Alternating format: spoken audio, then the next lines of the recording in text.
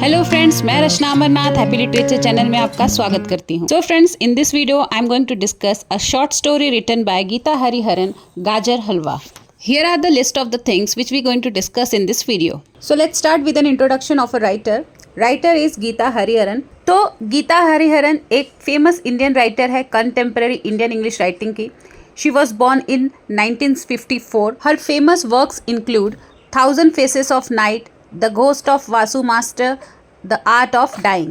तो जो art of dying है वो एक स्टोरी का कलेक्शन है और ये जो गाजर हलवा है उसमें इंक्लूडेड है. She has won the Commonwealth writers prize. अब समरी देखते हैं. So there are 3 main characters. Perumayee जो कि प्रोटोगनिस्ट है, फिर है चेलम्मा और मेम साहेब. मेम साहेब वो है जो जहाँ पेरूमई काम करने जाती है. So in the beginning of the story we get to know that Perumayee and her family lives in a slum of southern India. ठीक है, पुअर बैकग्राउंड से बिलोंग करती है, जहाँ इसकी फैमिली जो है एक स्लम में रहती है और इसके फादर जो इसे छोड़ के चले जाते हैं, पूरी फैमिली को छोड़ के चले जाते हैं. और इसकी मदर एक हाईवे कंस्ट्रक्शन साइट पर अर्न करती है, मतलब वहाँ पे काम करती है. तो इसकी मदर जब कंस्ट्रक्शन साइट पे जाती है तो अपना जो यंगेस्ट चाइल्ड रहता है, जो मतलब सबसे छोटा बच्चा रहता है, उसे लेकर जाती है और बाकी बच्चों का ध्यान पेरूमई रखती थी. पेरूमई उनके लिए एक मदर फिगर थी. सुबह उठकर पेरूमई अपनी मदर को चाय देती थी, चाय बना कर देती थी और बाकी बच्चों के लिए भी वो मदर लाइक फिगर थी, जहाँ पे उनको खाना बना कर देती थी, स्कूल के लिए रेडी करती थी और घर का सारा काम करती थी. फिर जब कंस्ट्रक्शन साइट का काम खत्म हो गया तो उसकी माँ के पास जॉब नहीं था, तो उनका जो एक ही सोर्स ऑफ इनकम था वो खत्म हो चुका था. तो अब इनको पैसे की ज़रूरत थी, तो पेरूमई को दिल्ली जाना पड़ता है जॉब करने के लिए, कमाने के लिए, ताकि वो अपनी फैमिली को सपोर्ट कर सके. तो पेरूमई की मदर डिसाइड करती है कि उसे वो दिल्ली भेजेगी ताकि वो वहाँ पर जाके कुछ अर्न कर सके.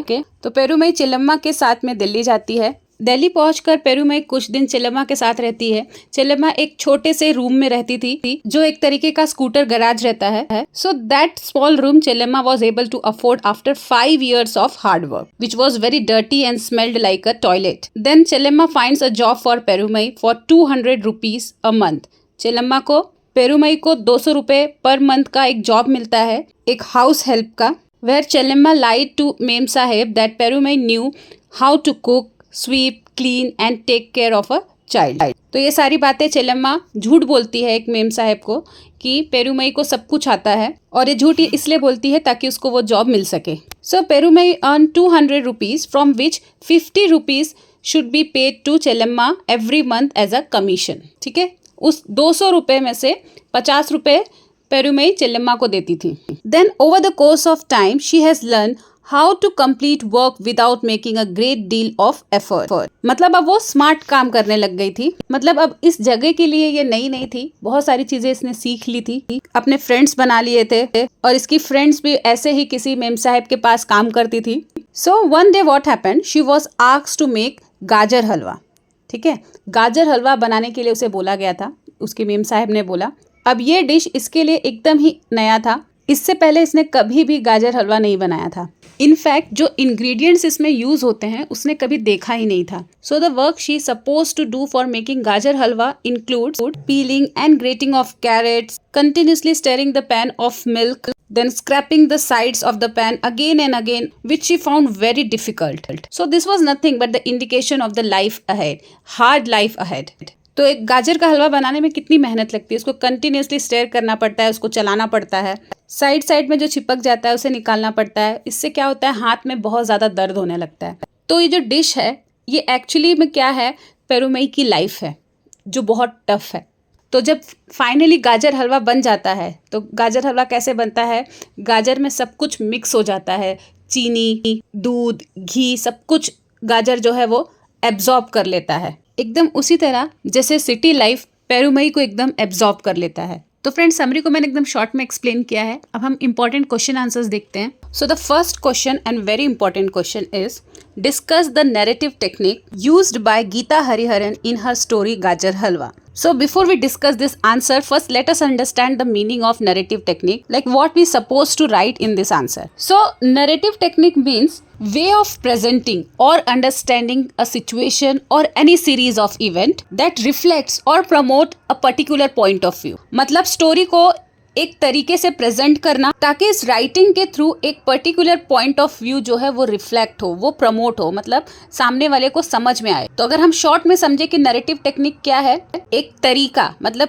किस तरीके से स्टोरी को प्रेजेंट किया गया है अपनी बात को समझाने के लिए, मतलब स्टोरी को समझाने के लिए क्या यूज हुआ है, रिपीटेशन है इसमें या फिर फ्लैशबैक है या लीनियर नरेशन है। लीनियर नरेशन मतलब एक के बाद एक इवेंट्स को प्रेजेंट किया गया है, या फिर नॉन लीनियर मतलब पहले प्रेजेंट को दिखाते हैं फिर अचानक से पास्ट की बातें होने लगती है, तो ये नॉन लीनियर है। फिर किसी सिंबल का यूज करना, उस सिंबल के थ्रू अपने बात को समझाना, इमेजरी का यूज करना, तो ये सारी चीजें क्या है, नैरेटिव टेक्निक है। इसको यूज करके राइटर जो है अपनी बात को रीडर को समझाता है। So now let's start with an introduction of this answer. गाजर हलवा is a short story written by Geeta Hariharan. Geeta Hariharan is an Indian writer and editor based in New Delhi. She has written novels, short fiction and essay over the last 3 decades. Gajar Halwa was first published in Geeta Hariharan's 1993 collection of short stories, The Art of Dying. ये हम लोग पहले discuss कर लिए। This story indirectly deals with the social problems such as poverty, illiteracy, child labor, etc. that exist in our society. The narrative techniques employed in this story contribute to its depth and impact, enhancing the reader's engagement and understanding of the themes explored. So whatever narrative techniques are used in this story helps reader to engage and understand the themes. So whatever the narrative techniques are used in this story helps reader to engage and understand the themes, the stories more accurately, more efficiently. तो narrative technique का काम ही यही है कि reader को बहुत अच्छा understanding दे उस पर्टिकुलर स्टोरी का या कोई भी राइटिंग का। One of the prominent narrative techniques in Gajar Halwa is the use of multiple perspective. तो ये स्टोरी में मल्टीपल पर्सपेक्टिव्स है, इसको हम अलग अलग तरीके से समझ सकते हैं, अपने तरीके से समझ सकते हैं।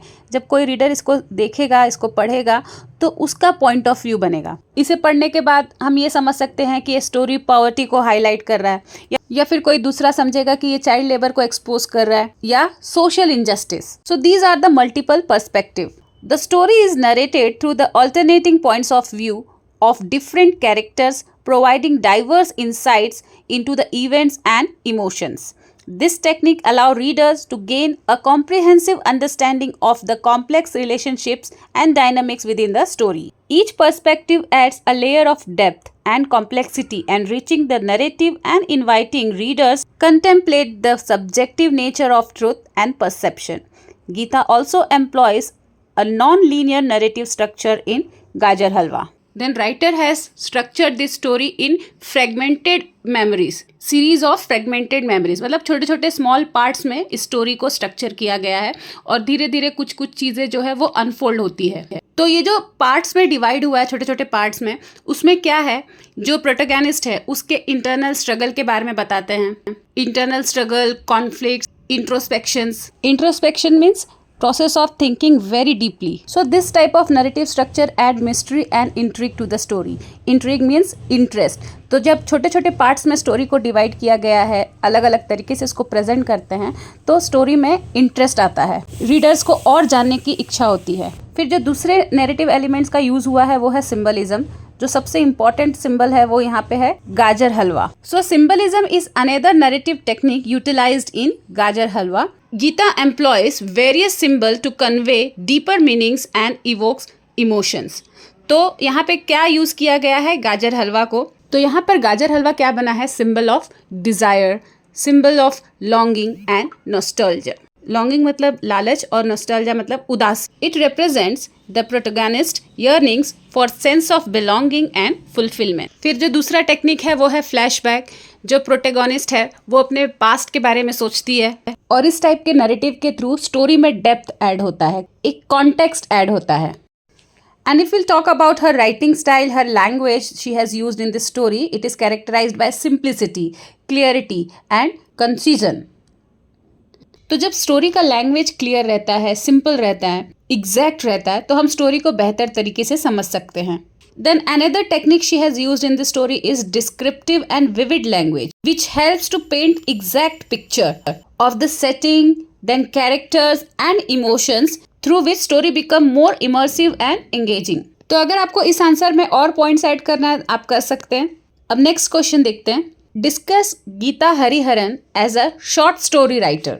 तो इंट्रोडक्शन में मैंने वही दिया है जो हम लोग ने वीडियो के स्टार्टिंग में देखा था अबाउट राइटर। तो अब हम डायरेक्टली मेन कंटेंट को देखते हैं। तो ये क्वेश्चन हमसे क्या एक्सपेक्ट कर रहा है कि हमें क्या लिखना है, गीता हरिहरन को as a short story writer कैसे समझा जाता है उसके बारे में लिखना है। वो किस टाइप के लैंग्वेज को यूज़ करती है, उनका राइटिंग स्टाइल क्या है जब वो शॉर्ट स्टोरी लिखती है, क्या थीम रहता है, जैसे कि पॉवर्टी के ऊपर लिखती है या फिर वुमेन्स राइट के ऊपर लिखती है, जेंडर इक्वालिटी, सोशल इनइक्वालिटीज़। तो ये सारे जो इश्यूज़ हैं, प्रॉब्लम्स हैं, ये अपने राइटिंग्स में हाईलाइट करती हैं।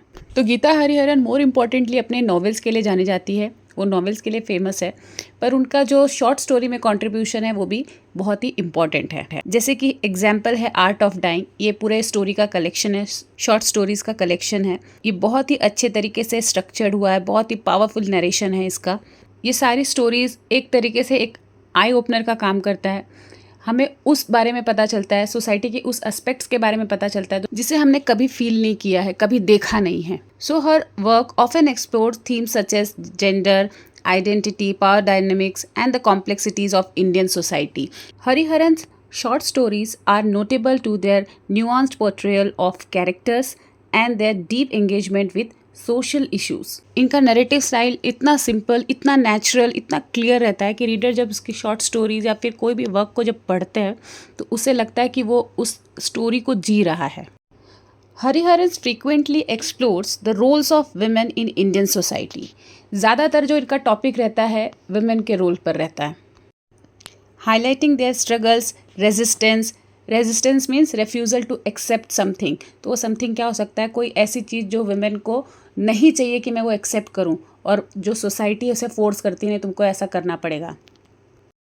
एंड रेजिलियंस मीन्स बहुत ही मिसफॉर्चून से भी रिकवर करना। तो इन्होंने ऐसे भी बहुत सारी स्टोरीज लिखी है जो इंस्पायर करता है दूसरे वुमेन को।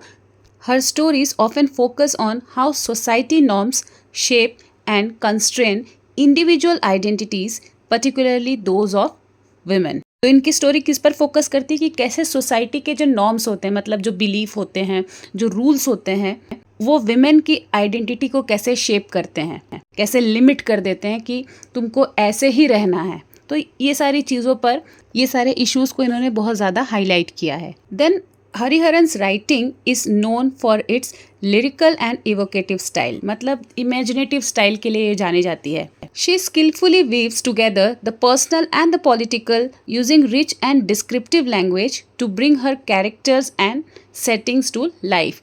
तो ये इनका जो लैंग्वेज होता है, जो इनका लैंग्वेज स्टाइल है, इतना ज़्यादा रिच है, इतना ज़्यादा डिस्क्रिप्टिव है, इतने अच्छे से वो एक्सप्लेन करती है कि जो कैरेक्टर्स हैं, जो सेटिंग है, ऐसा लगता है कि सब कुछ रियल है।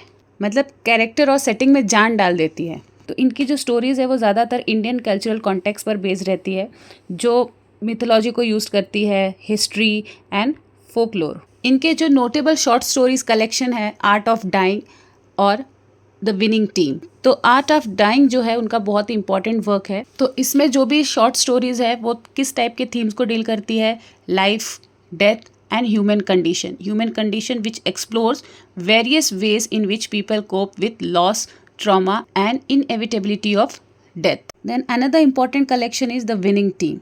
Although not as widely known as her novels, but some of her short stories have appeared in anthologies and literary magazine. Anthologies मतलब collection of selected literary work, literary piece. तो नॉवेल की तरह इनकी short stories इतना famous नहीं हुई, लेकिन फिर भी इनकी शॉर्ट स्टोरीज जो है वो एंथोलॉजीज में इंक्लूडेड है। तो फ्रेंड्स, आप चाहे तो इसमें कुछ और पॉइंट्स ऐड कर सकते हैं।